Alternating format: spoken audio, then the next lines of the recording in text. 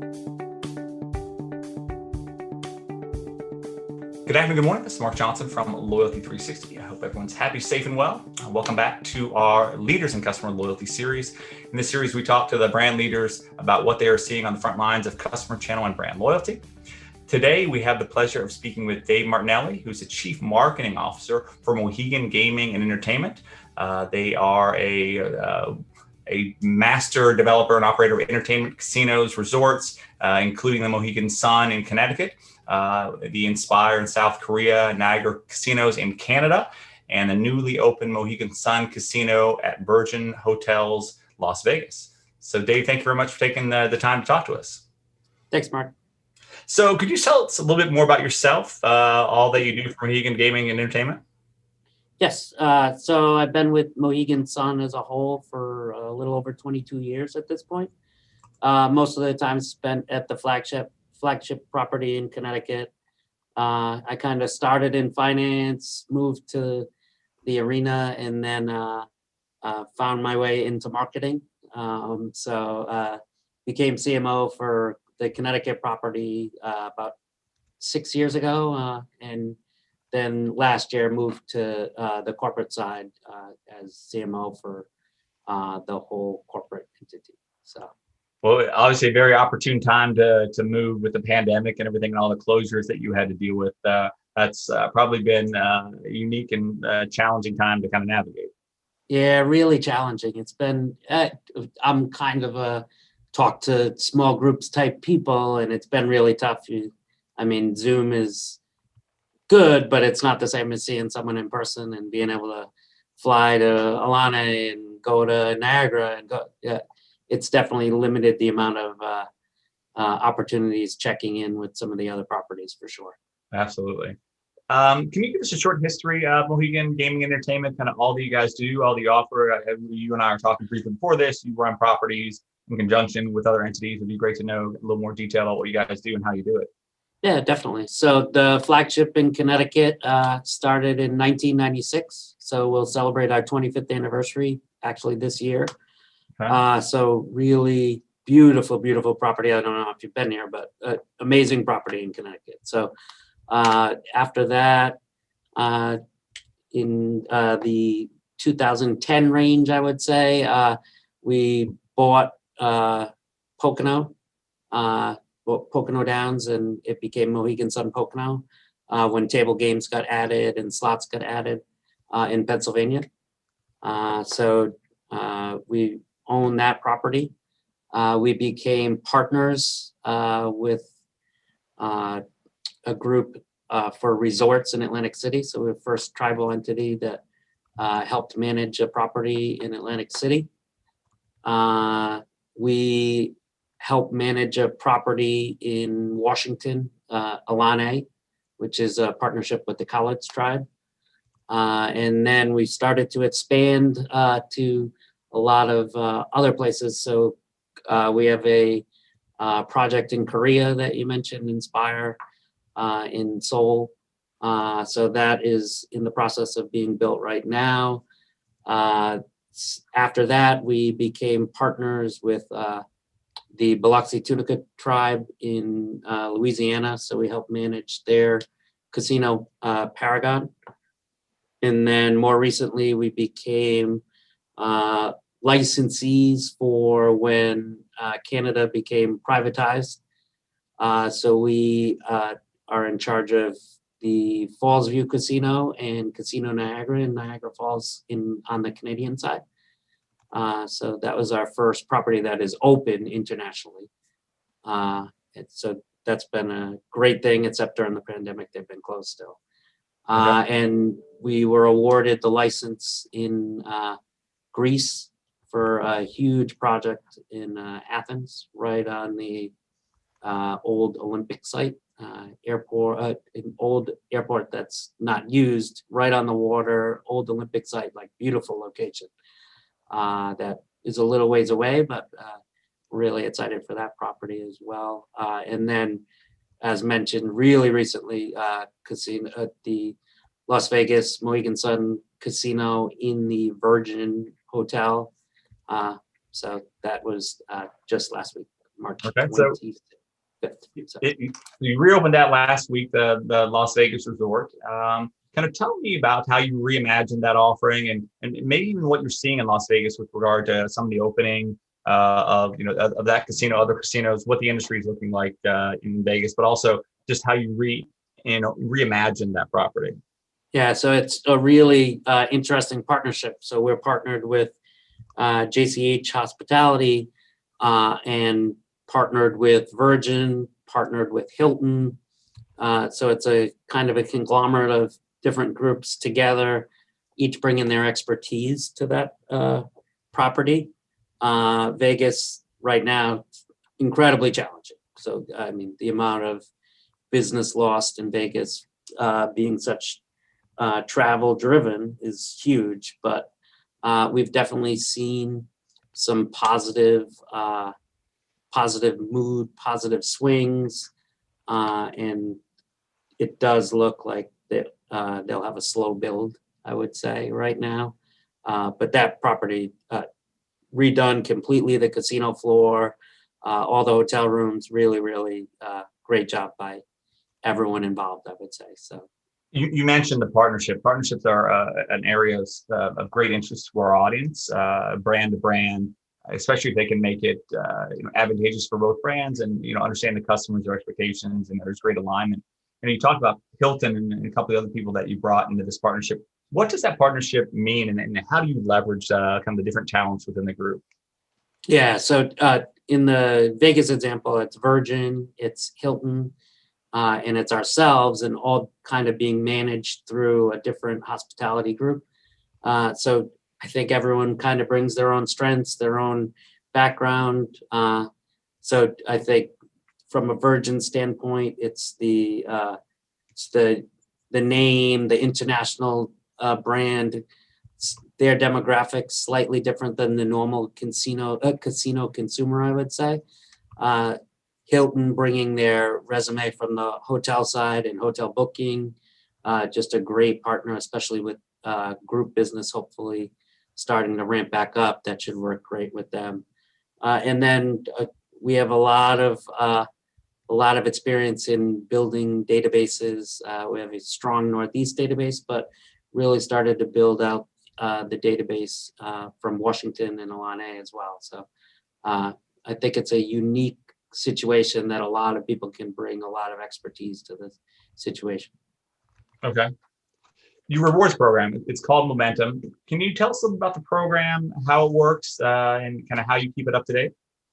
Yeah, so Momentum was born out of a need for choice, I think. Our guests kept asking for a little more flexibility and how their rewards were given and how we delivered lounge experience. And so some people like the lounge, some people like the hotel, some people like using free slot play. So the Momentum at its core allows you to choose what benefits are most important to you and use those benefits. So I think the idea surrounding Momentum is to make sure that the guest has choice as much as possible. Okay. So some of the recent changes you made to the rewards program, how do you plan to keep it, updated going forward, right? There's a lot of uncertainty right now, and so uncertainty, but there's still some fluidity in the market with regard to travel and who can travel and who's not traveling. And obviously casinos being heavily regulated to begin with, with kind of masks and not and cleanliness, I would seem that you would have a ton of regulations there you have to adhere to. So how can you use the rewards program to kind of deal with some of that uncertainty and keep improving? Yeah. So we've had to deal with that in different situations in different markets because so certain markets have done much better and certain markets have done much worse, obviously. Right now, all of those markets kind of deal with it on their own one-to-one basis where Niagara not even opened. They have just kept everyone in their tier as long as they possibly could. Connecticut was open starting in June, so they shrunk tier periods for a little while. They allowed people to be in their tier for an extra 6 months in certain situations. So I think each property has been the overriding idea is just to be flexible. So making sure that the guest is happy, rewarded appropriately, and not forced to do something that they don't necessarily want to do just yet. So, do you see a lot of travel in between the different entities? People going to Vegas potentially now for the kind of the marquee property out there, or coming to Connecticut for the marquee property? You talked about some of the database work and insight that you drive. Do you see people moving between the different properties, and if so, how do you engage and communicate that? Yeah, so right now it hasn't been a ton of overlap because we didn't really have the hub of Vegas. So I think the Northeast market, the Pocono property, Resorts property in Connecticut, kind of had a group of people that went to all three properties. So that overlap was managed appropriately. But if you were talking to the Alane property, the overlap between those three Northeast properties and Alane were very limited. I think with Vegas entering the market, everyone goes to Vegas at one point or another. So having that kind of hub so you can feed all the spokes, I think the overlap, people from Alane will then recognize Connecticut a little bit more than they are now, I guess I would say, and recognize Pennsylvania, things like that. So I think between Las Vegas and Niagara Falls, which has been closed, you have two real destination areas that people travel even without a casino. So I think that's something that we've really tried to be front and center on. Okay, great. Customer loyalty, very important now, obviously, with some of the uncertainty and changes that we're going through. What does customer loyalty mean to you and to your organization, Mohegan Sun? Yeah, I think keeping a loyal guest is an engaged guest. So you want to keep that person as happy as possible, make their journey within your specific property and through your properties as easy as possible, and just the common focus being on guest satisfaction and guest experience. So making sure you're delivering that guest experience across every property that guest visits. Okay, absolutely. When you look at your customer loyalty, customer experience strategy, you definitely seem to be pushing it more than just the sole focus on transactions. I think the brands that are doing that are doing very well. What methods do you use to engage and reward your customers? So I think there's a big focus, especially in the pandemic, first on safety, but then taking safety that next step to making that guest feel special. So giving them benefits that they can't get through your normal situation. So even if it's cutting the line or things that that might seem simple, but are really helpful to that higher end guest to make sure that they're as comfortable as possible. And then providing that higher end guest with the opportunity to go to different properties and to be able to know that if they travel to Vegas, they can get taken care of the same way that they're taken care of at their home property. So. Okay. Obviously, having a robust loyalty program, there's a lot of kind of technology pieces that impact that. When you look at some of the technology enhancements or pieces that you're adding to the program, what are some challenges that you see with regard to technologies, and how is your brand addressing to work to address those challenges? Yeah, so I think it's been really difficult to kind of value a guest appropriately right now. You have guests that don't want to come back right now, and you have the amount of different things that you're looking at for a guest right now has been definitely a challenge, but you're trying to make sure that that guest has as many choices and as many options as possible. So. Okay. When you look at personalization, very important. You just mentioned kind of understanding what the customers, their preferences, their interests. How is your brand working to improve your personalization efforts? I think for us, now that we've expanded kind of across the country, I would say, is making sure that if a guest goes to one of our other brands in a different location, that personalization doesn't get lost. So I feel incredibly special when I come to my home property in Connecticut.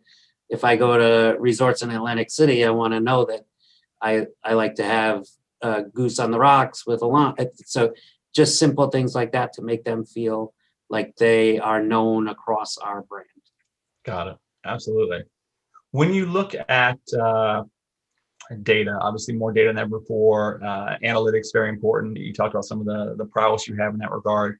How do you keep up? How do you keep that current? And what challenges are you seeing with regard to data? And there's first party data now, zero party data, getting people involved in more games, and obviously the implicit and explicit trust that come in, especially in a casino, right, where you're dealing with that industry where you have to not pushing too hard and what have you. So how are you looking at data and making it actionable?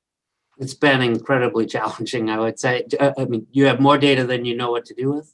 And then on top of it, you have data that you can't really study appropriately because all of it's been messed with pandemic related trends. And so you're really trying to look at data that is almost 2 years old in certain circumstances to how are we doing this April? Well, last April we were closed. So what are you comparing to? You're comparing your data to 2 years ago.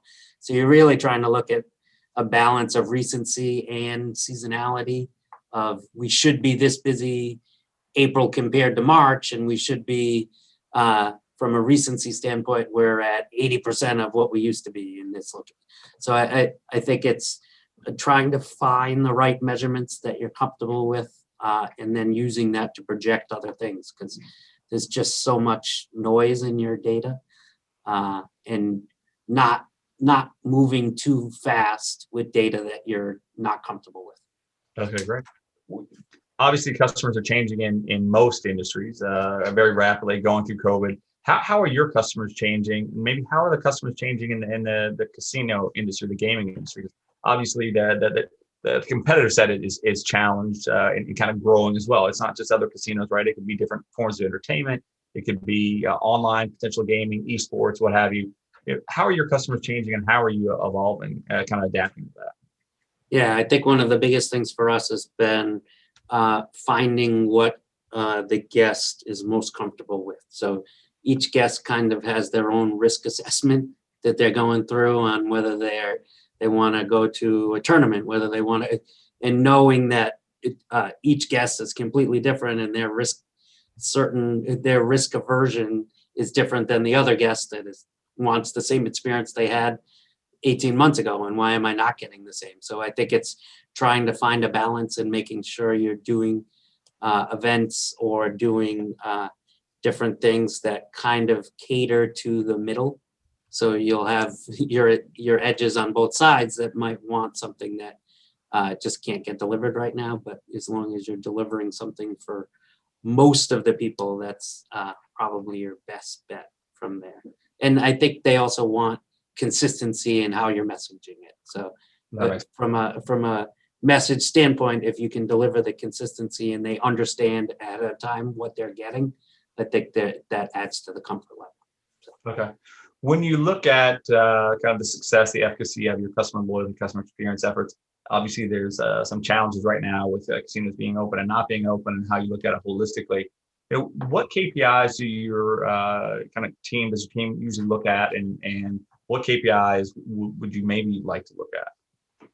So I think the trip frequency is something that we follow, and then trips within the brand is something that we haven't followed enough right now. So I think the onset of both Vegas and Niagara Falls is something that we started to build out, where kind of building out the idea of Vegas and Niagara Falls helping to give options for those other properties on vacations, on other things to do that they really want, that they want as much as possible. And trying to measure those different visits has been definitely a challenge, but something that we're trying to push through, I think, as best as possible.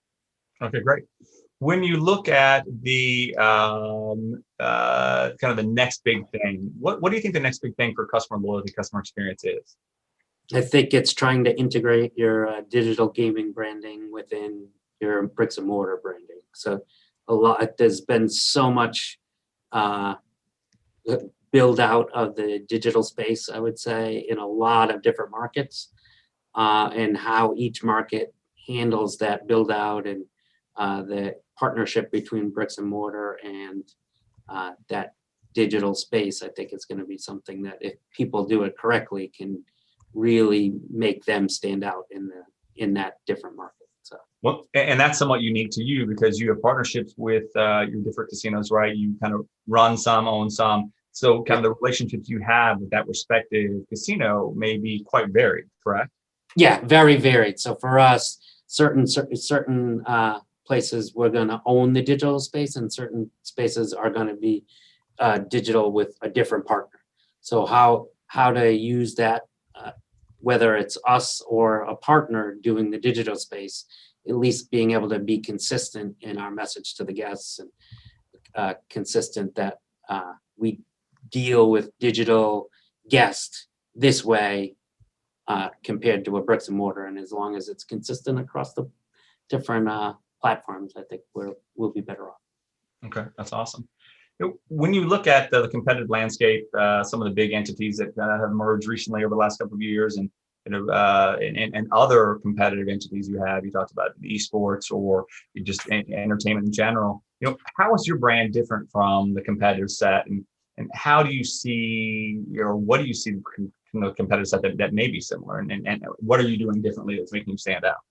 Yeah, so I think it's kind of two things. One, we're unscripted. We're not we want our people on the bricks and mortar side to be as genuine as possible. So you get it. Our key is it comes back to spirit of Aquay, which is kind of welcoming and comfortable, and relationships with that guest that make a lasting impression with that guest. So I think for us, is we try and differentiate with guest service more than anything, and then make that guest feel like they're part of a family. And as they expand to different entities and different places within the brand, they should still feel that family. Okay, interesting. And the last question I have is, what can we do for you, or the things that you would like to see from Loyalty 360 that can help you, your team, with their customer experience, customer loyalty efforts? I think it's helpful to just know what's working in certain markets, and know the difference within the market. So it's something that might work in Vegas. It's helpful for all those Vegas people, but it might not be the same thing that's working on the Northeast market. Okay, interesting. Well, Dave, thank you very much for taking the time to speak with us today. It's been a while since we spoke with your team, and it's great to hear what you guys are doing, and hopefully things continue to kind of get better from a COVID perspective, and casinos open up, and business returns to some semblance of normal sooner rather than later. Yeah, it definitely feels like we're starting to slowly turn the corner and get it on the right track. So. Well, that's great. Well, thank you for taking the time, and look forward to talking again soon. And thanks, everyone. Great. Thanks very much. Perfect. Thank you.